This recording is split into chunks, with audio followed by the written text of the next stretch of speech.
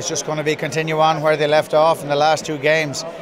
They were so clinical in the last two games. Like, there was a calmness about the Irish side. They did exactly what was needed, and they took the chances that they got, which were few and far between. And because they had so little ball, the stats were way against Ireland. But they are playing good rugby at the moment, as in needing to play, needing to win the game, and defence is obviously dominating the games, kicking away 50% possession. Triple Crown is going to add plenty to the game, but it's going to be a win.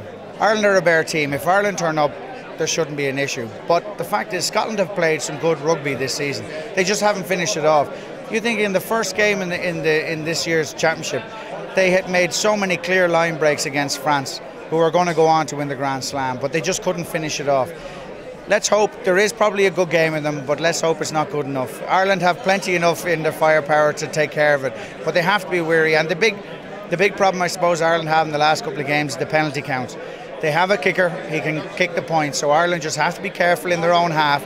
They can't give away those penalties. They have to let the Scots have the ball and trust their defence. If you look at the start of the Six Nations, you probably would have put Scotland up there at the top to produce. I think they were certainly talking a good game before the Six Nations, and in fairness, I actually thought they were going to produce their best Six Nations for a few years. Their teams have been doing very well in the Magners League and some degree in Europe as well, so I expected them to actually up their level, and I think they were probably caught unawares on that first weekend, and they really never got back together again after that. They have a couple of guys out through injury, but I still think it'll be quite a stern test for Ireland tomorrow, and I don't think it's a game that you can go into with complacency, especially when you're playing for a Triple Crown. That brings the pressure itself. At home, there's expectation to win, so I think Ireland will have to be on their game, and Scotland will certainly come out fighting. They don't really have anything to lose.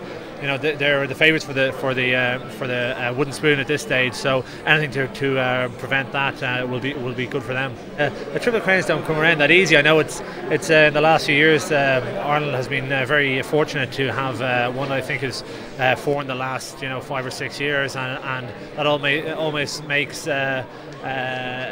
I suppose the complacency within, the public to the level of achievement. But before that, we hadn't won one since 1985. So I think that when you have the opportunity to take them and the opportunity to win one at home, I think it'll be a huge carrot for the guys. You can't take anything for granted in this game. It's going to be a really tough game. Scotland are, I think they're quite a negative side. They're sort of very defensive. They kind of feed on penalties and ill discipline.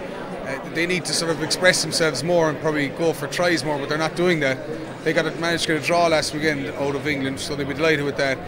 Will we go one side and beat them by 40 points? I don't think so, but certainly I think we will win the match, but it'll probably be a slow, dogged affair, and I can't expect it to be too much of a spectacle.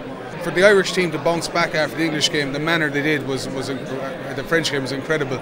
They really did very well, so it's all a building block, and it's getting that consistency. That's what will get them places in the World Cup.